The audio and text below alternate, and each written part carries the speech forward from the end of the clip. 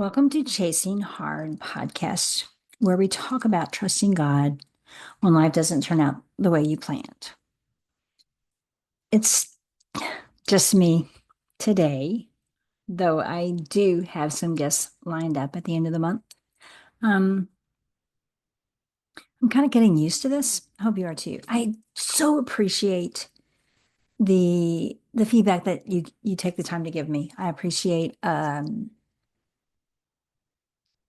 the positive and the negative and suggestions that you have for topics and for how the things we talk about. I appreciate it. Also, if you like to leave a review wherever you listen to this podcast, that would be awesome because that just helps in the search engine optimization. So anyway, I appreciate you listening. I wanted to do a follow-up about fasting. Last week we talked about goals and resolutions and what I don't like about them, and maybe some things that I do. But I mentioned very briefly fasting. Kind of threw that in that I had chosen to join my church in 21-day fast.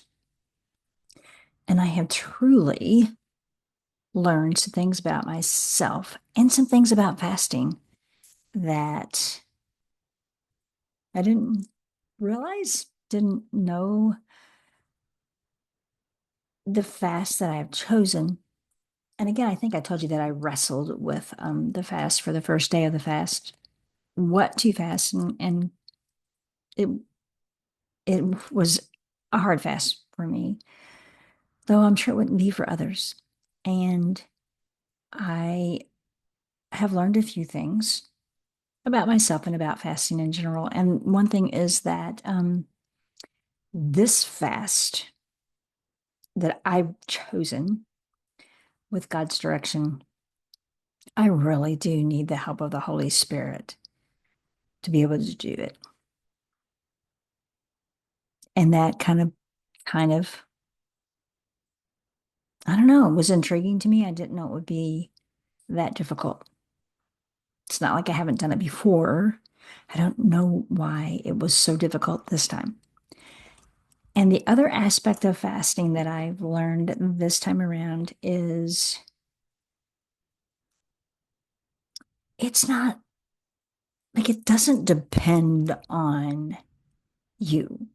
Like you're not getting brownie points because you're sticking to your fast, by golly. You're not impressing God by the fact that you stuck with your fast. That's not what it's about. Seriously. I know it's about taking that time that you spend engaged in eating the food or watching the thing or scrolling or whatever it is that you're fasting to spend it in prayer. And that's true. But it's also, this is new, to find out that it's okay to not do it perfectly. God's mercies are new every morning. And you, like I said, you can start your day over again at any time. I've discovered that you can start the fast again anytime. There have been a couple of times that were difficult, and it just emotionally felt easier to reach for the thing. And so I did a couple of times. And through that, I mean, God took me through this process of, I'm drawing close to Him in that process, which is, it's not about the thing at all. It's interesting to know that this thing had a stronger hold on me than I thought. So, of course, it's the fast that I needed. But just because I didn't do the fast perfectly, it isn't a big deal. Like it's not. doesn't nullify the times I did it well. And I never viewed fasting that in that way, I guess. I used to think that if you if you didn't fast perfectly, and I don't want to use the word perfectly, but if you didn't fast the way you said you were going to fast, then it was over. Fast over. Not sure. That's what I'm learning now. It's just interesting to me to allow God to show me who I am in this fast and to show me who He is. And He's not the God watching how well I do it. And this fast is more about showing me some things in my life that I lean on too much, maybe. Not not necessarily that they're important, but that I lean on too much. And so I have a mentor, soul friend person that I'm meeting with Monday, and I will be able to talk through some of these things with her. But I just wanted to encourage you in your fasting journey, no matter what it looks like. Like fasting is between you and God, and some people can't can't fast the same way. We weren't designed to fast the same way. There isn't a rules and regulations chapter in the Bible about fasting. So let the fast be between you and God and be okay when it didn't go exactly the way you planned. I also wanted to talk about some situations going on in the world. We just went through a snowstorm. We don't typically get a lot of snow here in Kentucky, but we did last weekend. We got about a foot, really, when all was said and told. We also got sleet and ice in between snowstorms, and it's pretty. It it stops some things, schools, and because we're equipped, but not as equipped as more northern states that get a lot of snow every winter. And so I decided I like to shovel snow. I don't know why. I always have. And so on Sunday, when the snow was falling, before the ice and rain or the ice and sleet hit, shoveled the driveway a couple of times. And it feels good. And then Monday morning, finished cleaning it up. On Wednesday afternoon, the driveway's clear. The driveway's dry. The walkway is clear and dry. Um, when snowplows come through your subdivision, they typically shovel the snow to the sides. And most often it's blocking your driveway.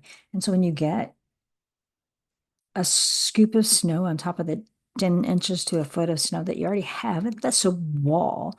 And then you add in the freezing rain, the sleet, the ice on top of that. And then you get some melting going on, and it becomes ice, kind of packed down snow ice. And so on Thursday, because my daughter's car sits low to the ground, on Wednesday, actually, she hadn't driven her car anywhere, and she was gonna need it to go to work on Wednesday night. And I came home from work and went to dig out the wall of snow on the road behind our driveway because she would have gotten stuck there. And so as I'm shoveling and chopping so I can shovel some more, I noticed that it was breaking off in huge icebergs, like maybe 6 inches thick. And I shoveled the path. It was pretty clear. It wasn't totally the drive. There was still some on both sides, but anybody backing out or pulling into the driveway could definitely have a clear runway to do that, a clear area. And so I backed her car out and in, and it was all good. But for some reason, I just kept going. Like I wanted it to all to be clear. And I think it's that man versus wild kind of thing, to you, the desire to conquer. nature. So I kept working until I decided I was done. And maybe because I have a milestone birthday coming, it just feels good to know I can do that. I'm very grateful to know that I am and I'm healthy. I'm in good health and I am able to shovel snow and do all the things that some people can't do and that I'm sure I take for granted. And so that's that was a, this snowstorm, which I snow's pretty. I'm over it. Like I'm over it after about an hour. It was out of my control. It was totally out of what I had planned, what my weekend would look like. And that's okay. That's another lesson I know that we need to always realize no matter what we think we're controlling, like we're not, something can happen always to throw a wrench into the plans that we have. And so as I was, we're right now, even as I speak, there is snow falling, and they say there's another 3 to 5 inches coming, and no ice involved, which makes it better. But still, I don't want more snow, and it's still a little iffy if we're going to get what they have said. Right now we haven't. Right now we're not. Right now it looks kind of bright with some sun peeking through, even as it's snowing, but it's not sticking, which is a good thing for me. So as we here in this region of the nation bemoan the snowstorms that we are getting, I can't help but to embrace the snowstorm that we're getting when I look at LA and what's going on there. And I know everyone's hearts are breaking for that city and the complete total devastation that is going on there, have how people's entire lives have been hijacked. And there's a lot of things, a lot of thoughts, a lot of finger pointing going on, a lot of conspiracy theories, which I typically agree with conspiracy theories because a lot of times they're proven to not be theories at all, but facts. It ultimately doesn't matter if the conspiracy theory is true, if the city wasn't prepared, if they didn't do all they could do. None of that really matters because people have lost lives and everything they have. And not just personal possessions, but your life, your place of employment, your schools, your churches, your banks, your whatever, gone. And to rebuild from that point of devastation, who can wrap their brains around that, much less live through it? I can't imagine. And so I will take the inconveniences of 2 snowstorms in one week a gazillion times over what LA is experiencing and what Hawaii went through and what North Carolina is still digging out of and all the things and all the places. And I'm grateful that I have a warm, safe, dry place to live. So I'm wrapping this up. I'm sure I've heard, I've heard you tell me the areas of life that didn't turn out the way you planned. And I'm sorry. I am so sorry that you had to experience the horrific things that you have gone through. I really am. In this grand scheme of things, we take nothing out of here. We all have a shelf life and we're all headed to the same destination. Some arrive sooner than others as God has deemed before we take our first breath. None of this is really going to matter anyway, but it doesn't nullify the horrific devastation, the pain, the trauma that we go through. So, no matter what you've experienced, no matter how sorry we all are that you've experienced, at one point in your life, it's not going to matter. And that we all end up, it's just us and God, bringing nothing with us, standing there with no amount of accolades. Like there's, no matter what we did or didn't do, no matter the experience we had or didn't, none of that is really going to matter at the end of the day. What does matter is choosing now, keeping the end in mind, because there is an end. And I just want to encourage you in whatever experience you're going through, whatever things that you've gone through in your past, you get to choose how to respond. Not like you've heard that a gazillion times if you've listened to any of these episodes. You get to choose how you respond. It's unfathomable sometimes the things we endure as humans, but we still get to choose how to respond. And hopefully those horrific situations lead you to Jesus, lead you to God, allowing you to draw closer to Him because He really is the only one who can take the devastating places, experiences, situations, and cause something good to come from them. Doesn't take away the pain, doesn't erase those things. You endured what you endured, but choosing to respond by allowing God to work what He wants to work in you, through you, is admirable, my friend. Keep going and never give up. I want to pray. This is a new thing, I guess, just me and ending with prayer. Father God, thank you for this opportunity that I have to talk with these women, mostly women, and you see the things that they've gone through. You know the scars that they carry with them, the hard places in their hearts, the fear and anxiety that sometimes comes because of the trauma. But you're not intimidated by those things. In fact, you invite them as you want to wrap your arms around this dear person and shower your love upon them. We take a minute right now to pray for those people in LA who are still going through it, asking for intervention and whatever that looks like. Um, Rain, died down winds, more people, more resources, whatever, to end this horrible, horrible situation.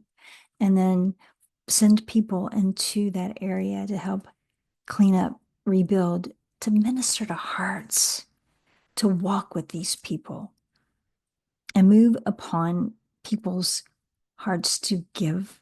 Those of us who have been blessed with extra finances and resources and have a safe place to call home, move on our hearts to give, to help those who are desperately in need, especially in LA, but in all the hard places going on in the US and also in our world. We don't understand these things. We don't have to. Trusting in you is all we can do, knowing that you see all things and you can truly work things to benefit others.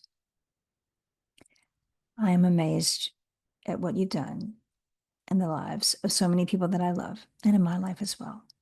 Thank you that we never we're never alone. Even when it feels like it, you're always with us, always working on our behalf. Thank you for doing that. In Jesus' name, amen. And thank you, friend, for joining me today. Um, I'll be back next week, a little older, maybe a little wiser, and maybe with more lessons because of the fast. I hope you join me too.